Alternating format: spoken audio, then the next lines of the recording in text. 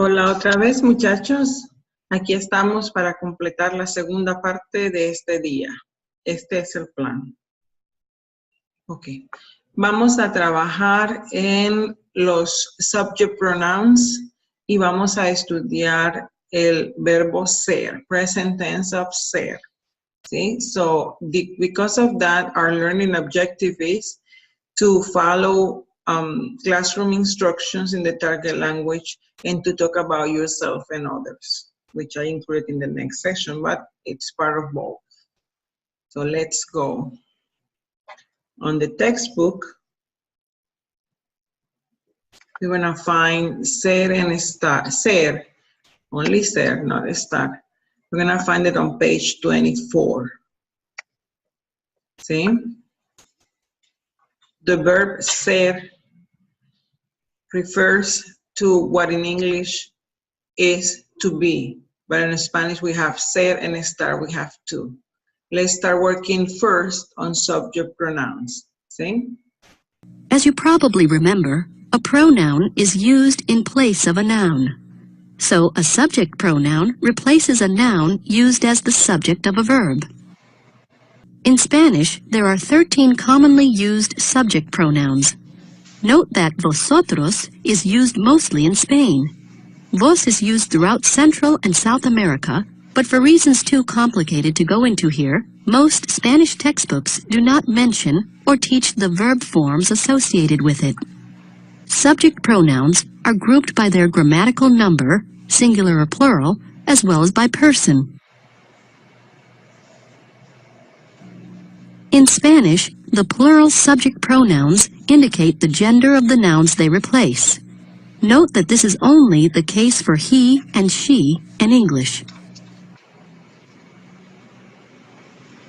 Spanish does not have a subject pronoun corresponding to it in English. To express the subject it, Spanish simply uses the conjugated verb form by itself. Usted is a formal form of you, and ustedes is its plural. They are often abbreviated UD period and UDS period.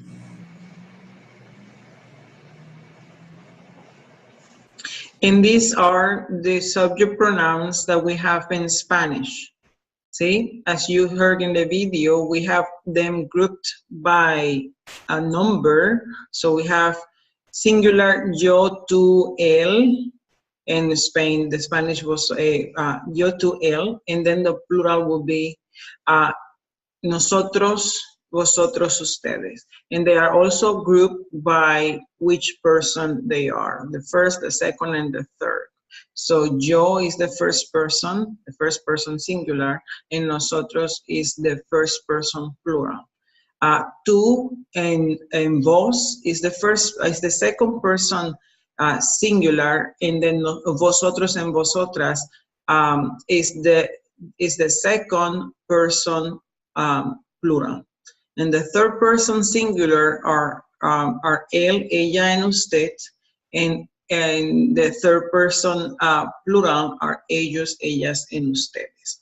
This is important to know because when we conjugate verbs in Spanish, they match each subject pronoun. So, and it shows in the verb. Yes, it is possible to not use or omit the subject pronoun because the conjugation shows it.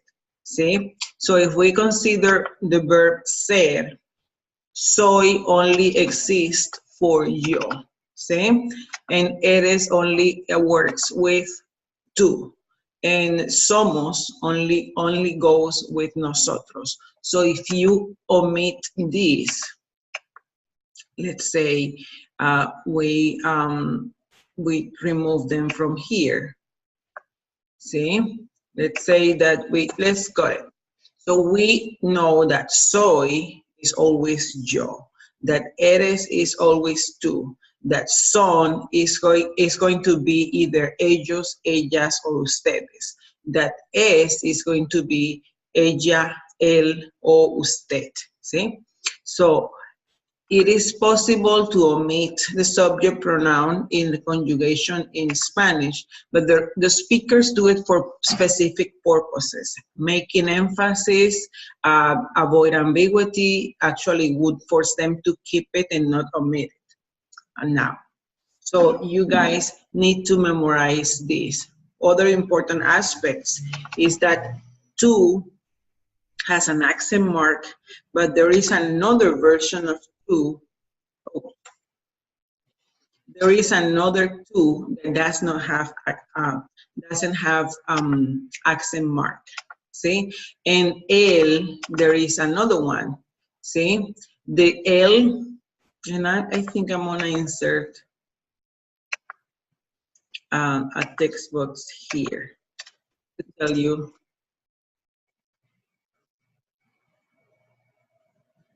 Ouch. Give me a second. Not working. Okay. To and to do exist. Okay. To with accent mark is you, singular, and to without accent mark is yours, the possessive adjective. Okay. So keep that in mind. Let me make this in a different color so we have it there. On the other hand, we were talking about el, which when it has an accent mark, it means he, right? But when you have it without accent mark, this one, it is the article, the definite article in English. So make sure that you know the difference, because you will be communicating something different. Okay? That is for subject pronouns, them. That is just for subject pronouns. Now, if we go to, let's go jump into the conjugation of the verb ser, one of the verbs, which means to be, translating to be in English. So we have this song for you.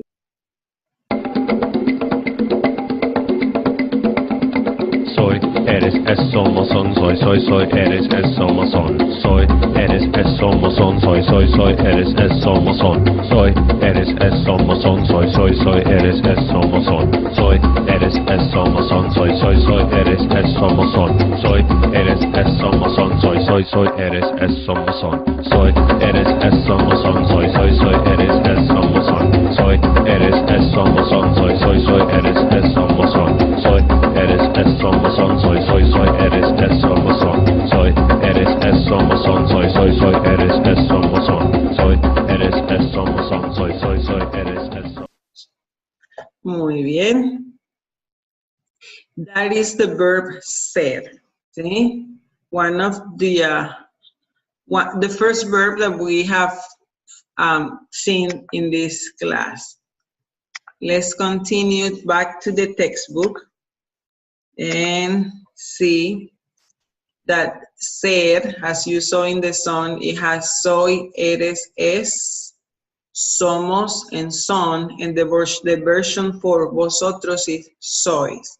You're not gonna hear me using vosotros or using sois, because I do not speak, my dialect is not from Spain. But if you have Dr. Ortega or professors from Spain or speakers from Spain, you're gonna hear them saying vosotros and conjugating the verbs according to that subject pronoun. It's good to get familiar. I do not include it in exams or tests, but I do present it when I present the topic. Okay, so a few things that we need to know about ser and the verb ser. What it means. See what it means. Ser. It's not in this page, but I wanted you to go with me. Ser is used to express origin, occupation, or inherited qualities. See, so origin, de donde eres, Soy de Toronto. ¿De dónde es la profesora? La profesora es de Colombia. ¿De dónde es Ellie? Ellie es de los Estados Unidos. ¿De dónde es Amber? ¿O de dónde son Hannah y Tyler? Ellos son de los Estados Unidos. Origin, I'm using son, I'm using es, eres, because origin is expressed with the verb ser. See? Notice that we included the preposition de. That happened because the place is right there. So when we have ser plus de to indicate origin, the place, the name of the place is gonna be there. Okay? Now, another case in which we use ser is occupation. ¿Sí? Soy profesora, ¿cómo es la profesora? Ustedes son estudiantes. Or to describe inherited qualities as es muy paciente. ¿Sí? Es muy paciente.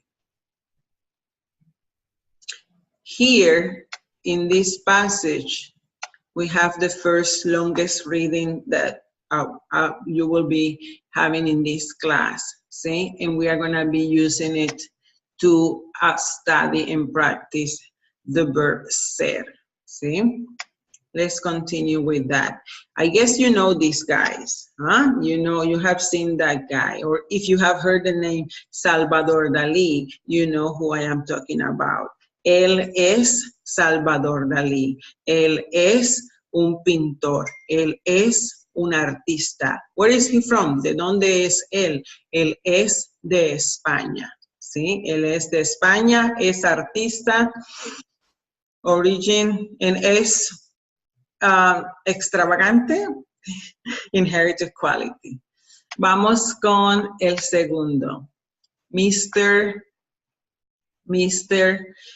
Diego Rivera. Diego Rivera es artista, es mexicano, es de México y es muy grande. ¿Sí? Es muy grande. Inherited quality.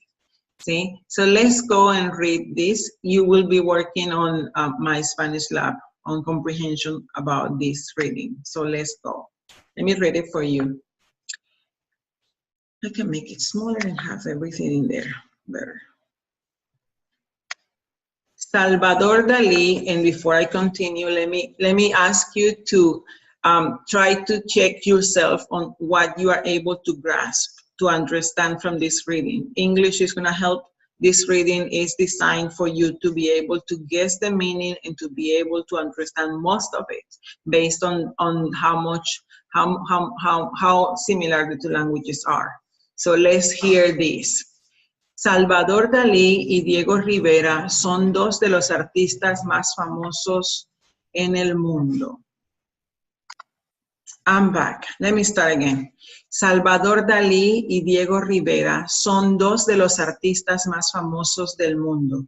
Sus pinturas son admiradas por expertos y por estudiantes de arte. Los dos artistas son del siglo XX, pero sus experiencias y sus estilos son muy diferentes. Salvador Dalí es español, es de Figueras, un pueblo cerca de Barcelona. Su esposa Gala también es famosa. Dalí es famoso no solo por su arte surrealista, sino también por su apariencia extravagante. El descubrimiento de América por Cristóbal Colón conmemora el famoso viaje de Colón en 1492. La muerte de Dalí es en 1989 a la edad de 84 años. Diego Rivera es mexicano, es de Guanajuato, una ciudad colonial al norte de la Ciudad de México. El año de su nacimiento es 1886 y el año de su muerte es 1957. Rivera es famoso por sus murales que describen la historia de México, especialmente la conquista de México por los españoles. Historia de México desde la conquista hasta el futuro es un mural muy grande. Su estilo es realista. La esposa de Diego Rivera es Frida Kahlo, una artista mexicana muy famosa también. These are Diego Rivera and Salvador Dalí. My question is, how much were you able to grasp, to guess from my pronunciation and reading out loud of this text and without translating anything? So I want you to test yourself now, okay? And after that, you'll be surprised on how much you are able to understand. Make an effort and do the exercise, please. And let's continue now with exercises. See, you guys are gonna be responding. First, I missed it. First, you are gonna be able to underline ser forms in this. Por ejemplo, I'm gonna start highlighting the first one. Son, see? Salvador Dalí y Diego Rivera son, ellos son. Dos de los artistas más famosos del mundo. And we continue with the second one, son admiradas. You're going to be highlighting this on my Spanish. I'll see you in the next video. So continue to proceed